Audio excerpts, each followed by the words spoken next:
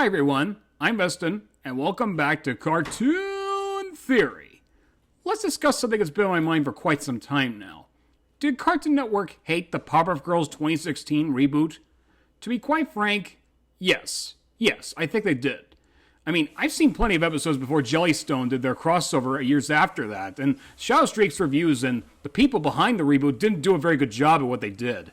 All they did was just recast the girls, use a different animation style, use CalArts character designs for certain characters, have less action-packed episodes, and even put the girls in a school that's not even the right age for them. I'm not going into further details to why we hated it, but Shadow Streak already has you covered. Go check out his videos if you haven't already. He also did reviews of the first 2 seasons of the original Powerpuff Girls.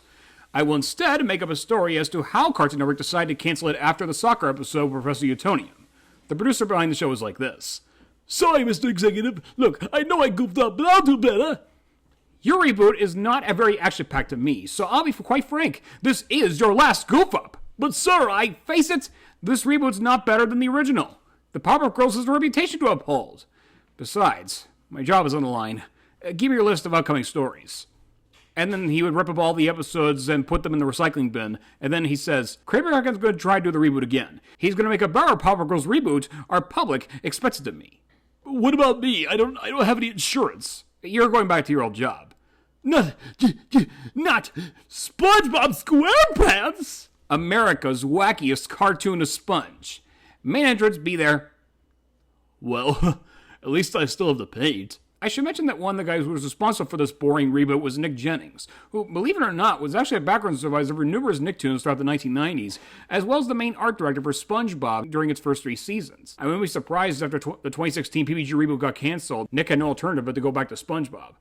Now, I think the reason why the Powerpuff Girls reboot got canceled was probably not because of Teen Titans Go, but I think it was because Cartoon Network realized they made a terrible mistake of doing a reboot without Craig McCracken and the original girls' voices' contributions.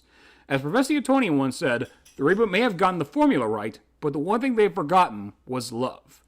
When the reboot that Craig McCracken is working on does come out, I'm going to watch it, and if it ends up being good, then that's great. What I can say for certain was that Crisis on Infinite Mirth got Kathy Cavadini, Tara Strong, and E.G. Daily back as Blossom, Bubbles, and Buttercup, respectively, because Maxwell Adams and C.H. Greenblatt knew though those were their characters and they could never replace them.